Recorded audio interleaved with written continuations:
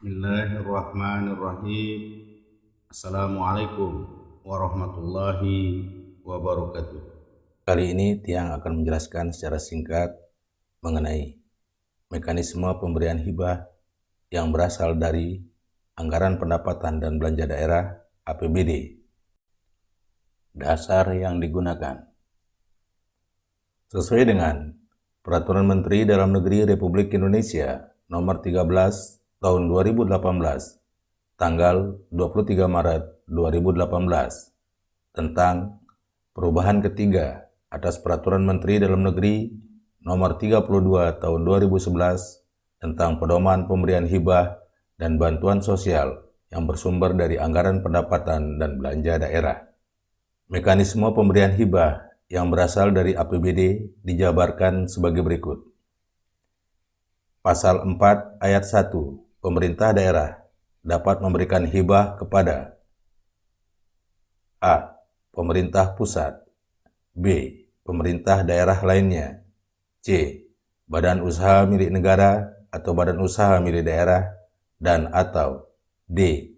Badan, lembaga, dan organisasi kemasyarakatan yang berbadan hukum Indonesia. Dan kali ini Tiang fokuskan untuk yang huruf D, badan, lembaga, dan organisasi kemasyarakatan yang berbadan hukum Indonesia. Pasal 4 ayat 3. Pemberian hibah sebagaimana dimaksud pada ayat 1 ditujukan untuk menunjang pencapaian sasaran program dan kegiatan pemerintah daerah dengan memperhatikan asas keadilan, kepatutan, rasionalitas, dan manfaat untuk masyarakat. Kemudian selanjutnya, Pasal 4 ayat 4. Pemberian hibah sebagaimana dimaksud pada ayat 1 memenuhi kriteria paling sedikit. A. Peruntukannya secara spesifik telah ditetapkan. B. Bersifat tidak wajib dan tidak mengikat. Dan C. Tidak terus-menerus setiap tahun anggaran. D. Memberikan nilai manfaat bagi pemerintah daerah dalam mendukung terselenggaranya fungsi pemerintahan, pembangunan, dan kemasyarakatan. Dan E. Memenuhi persyaratan penerima hibah. Ingat Bapak Ibu, yang E. Memenuhi persyaratan penerima hibah. Pasal 6 ayat 5. Hibah kepada badan dan lembaga sebagaimana dimaksud dalam pasal 4 ayat 1 huruf D diberikan kepada badan dan lembaga A. Yang bersifat nirlaba, sukarela, dan sosial yang dibentuk berdasarkan peraturan perundang-undangan. B. Yang bersifat nirlaba, sukarela, dan sosial yang telah memiliki surat keterangan terdaftar yang diterbitkan oleh Menteri, Gubernur, atau Bupati, Wali Kota. Atau C. Yang bersifat nirlaba, sukarela, bersifat sosial kemasyarakatan, berupa kelompok masyarakat, kesatuan masyarakat hukum adat sepanjang masih hidup, dan sesuai dengan perkembangan masyarakat, dan keberadaannya diakui oleh pemerintah pusat dan atau pemerintah daerah melalui pengesahan atau penetapan dari pimpinan instansi vertikal atau Kepala Satuan Kerja Perangkat Daerah terkait sesuai dengan kewenangannya. Pasal 7 ayat 1. Hibah kepada badan dan lembaga sebagaimana dimaksud dalam pasal 6 ayat 5 diberikan dengan persyaratan paling sedikit. A. Memiliki kepengurusan di daerah domisili. B. Memiliki keterangan domisili dari lurah atau kepala desa setempat atau sebutan lainnya. Dan C. Berkedudukan dalam wilayah administrasi pemerintah daerah dan atau badan dan lembaga yang berkedudukan di luar wilayah administrasi pemerintah daerah untuk menunjang pencapaian sasaran program dan kegiatan pemerintah daerah pemberi hibah. Pasal 6 ayat 6. Hibah kepada organisasi kemasyarakatan yang berbadan hukum Indonesia sebagaimana dimaksud dalam pasal 4 ayat 1 huruf D diberikan kepada organisasi kemasyarakatan yang berbadan hukum, yayasan atau organisasi kemasyarakatan yang berbadan hukum perkumpulan yang telah mendapatkan pengesahan badan hukum dari kementerian yang membidangi urusan hukum dan hak asasi manusia sesuai dengan ketentuan peraturan perundang-undangan. Pasal 7 ayat 2, hibah kepada organisasi kemasyarakatan sebagaimana dimaksud dalam pasal 6 ayat 6, diberikan dengan persyaratan paling sedikit. A. Telah terdaftar pada kementerian yang membidangi urusan hukum dan hak asasi manusia paling singkat 3 tahun, kecuali ditentukan lain oleh peraturan perundang-undangan. B. Berkedudukan dalam wilayah administrasi pemerintah daerah yang bersangkutan. C. Memiliki sekretariat tetap di daerah yang bersangkutan. Selanjutnya, untuk Bapak Ibu ketahui, begitu memasukkan proposal, tidak langsung dibayarkan oleh pemerintah daerah. Ada mekanisme penganggaran yang harus dilakukan, yakni penganggaran hibah. Sebelum Tiang lanjutkan, alangkah baiknya buat saudara-saudaraku yang belum subscribe, diklik aja tombol subscribe-nya gitu. Klik lonceng untuk kemajuan channel Sabda 72. Penganggaran hibah. Penganggaran hibah badan dan lembaga serta organisasi kemasyarakatan dalam menyampaikan usulan hibah secara tertulis kepada kepala daerah. Pasal 8 ayat 1. Kepala daerah menunjuk SKPD terkait untuk melakukan evaluasi atas usulan hibah. Pasal 8 ayat 2. Kepala Satuan Kerja Perangkat Daerah SKPD terkait menyampaikan hasil evaluasi berupa rekomendasi kepada kepala daerah melalui tim anggaran pemerintah daerah atau TAPD. Pasal 8 ayat 3. TAPD memberikan pertimbangan atas rekomendasi tersebut sesuai dengan prioritas dan kemampuan keuangan daerah. Pasal 8 ayat 4.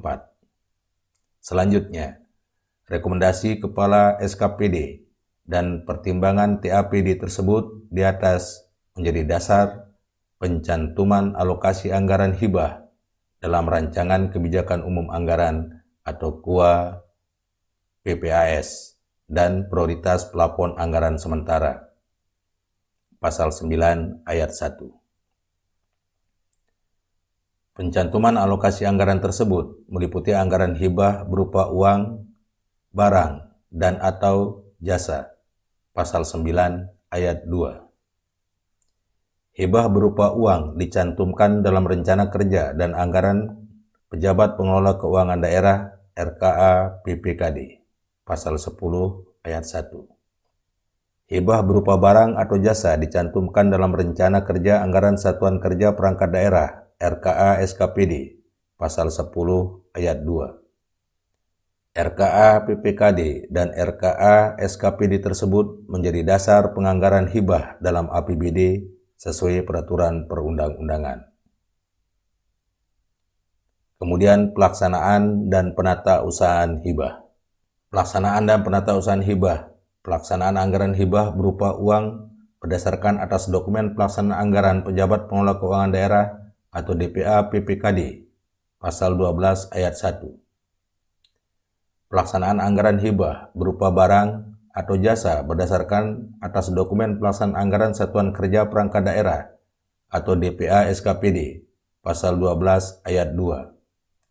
Setiap pemberian hibah dituangkan dalam naskah perjanjian hibah daerah atau NPHD yang ditandatangani bersama oleh kepala daerah dan penerima hibah. Saya ulangi, setiap pemberian hibah dituangkan dalam naskah perjanjian hibah daerah atau NPHD yang ditandatangani bersama oleh kepala daerah dan penerima hibah.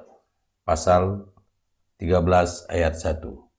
NPHD tersebut paling sedikit memuat ketentuan mengenai Pasal 13 ayat 2 A. Pemberi dan penerima hibah. B. Tujuan pemberian hibah. C. Besaran atau rincian penggunaan hibah yang akan diterima. D. Hak dan kewajiban.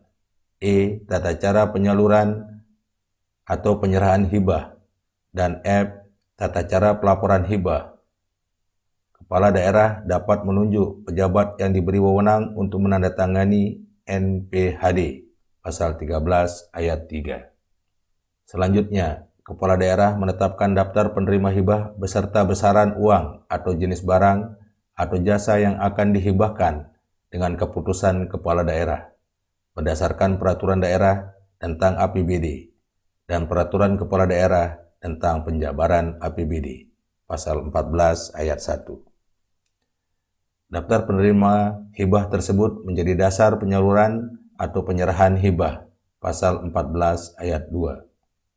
Penyaluran penyerahan hibah dari pemerintah daerah kepada penerima hibah dilakukan setelah penandatanganan NPHD atau naskah perjanjian hibah daerah, pasal 14 ayat 3. Pencairan hibah dalam bentuk uang dilakukan dengan mekanisme pembayaran langsung atau LS sesuai dengan ketentuan peraturan perundang-undangan, pasal 14 ayat 4. Pengadaan barang dan jasa dalam rangka hibah berpedoman pada peraturan perundang-undangan, pasal 15. Kemudian yang terakhir, pelaporan dan pertanggungjawaban hibah. Laporan dan pertanggungjawaban hibah. Penerima hibah berupa uang menyampaikan laporan penggunaan hibah kepada kepala daerah melalui PPKD. Saya ulangi, penerima hibah berupa uang menyampaikan laporan penggunaan hibah kepada kepala daerah melalui PPKD dengan tembusan SKPD terkait. Pasal 16 ayat 1. Penerima hibah berupa barang atau jasa menyampaikan laporan penggunaan hibah pada kepala daerah melalui kepala SKPD terkait, pasal 16 ayat 2. Hibah berupa uang dicatat sebagai realisasi jenis belanja hibah pada PPKD dalam tahun anggaran berkenaan, pasal 17 ayat 1.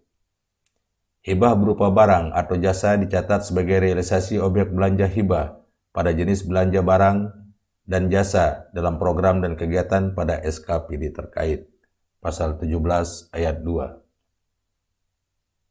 Pertanggungjawaban pemerintah daerah atas pemberian hibah meliputi pasal 18 ayat 1 A. Usulan dari calon penerima hibah pada kepala daerah. B.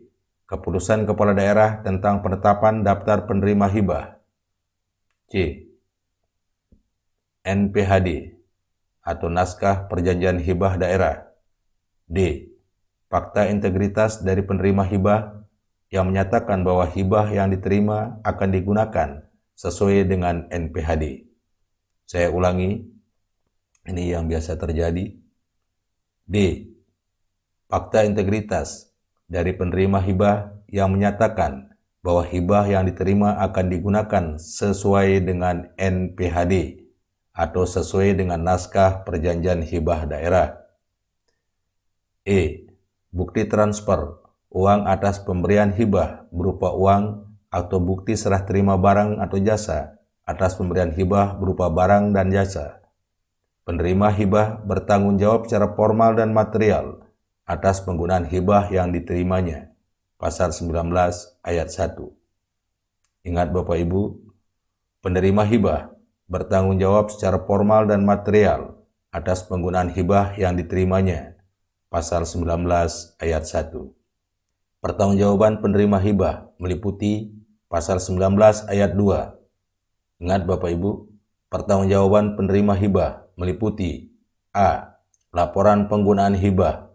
B. Surat pernyataan tanggung jawab yang menyatakan bahwa hibah yang diterima telah digunakan sesuai dengan NPHD atau naskah perjanjian hibah harus sesuai dengan naskah perjanjian hibah daerah yang sudah ditandatangani. Dan C. Bukti-bukti pengeluaran yang lengkap dan sah. Ingat Bapak Ibu, lengkap dan sah sesuai peraturan perundang-undangan bagi penerima hibah berupa uang atau salinan, bukti serah terima barang atau jasa bagi penerima hibah berupa barang dan jasa. Pertanggungjawaban tersebut disampaikan kepada kepala daerah paling lambat tanggal 10 bulan Januari tahun anggaran berikutnya. Saya ulangi, pertanggungjawaban tersebut disampaikan kepada kepala daerah paling lambat tanggal 10 bulan Januari tahun anggaran berikutnya, kecuali ditentukan lain sesuai peraturan perundang-undangan pasal 19 ayat 3. Pertanggungjawaban hibah tersebut disimpan dan dipergunakan oleh penerima hibah selaku objek pemeriksaan pasal 19 ayat 4. Ingat Bapak Ibu, pertanggungjawaban hibah tersebut disimpan dan dipergunakan oleh penerima hibah selaku objek pemeriksaan pasal 19 ayat 4. Baik Bapak Ibu, ini yang dapat saya sampaikan. Lebih kurangnya saya mohon maaf. Wabillahi taufiq wal hidayah. Wassalamualaikum warahmatullahi wabarakatuh.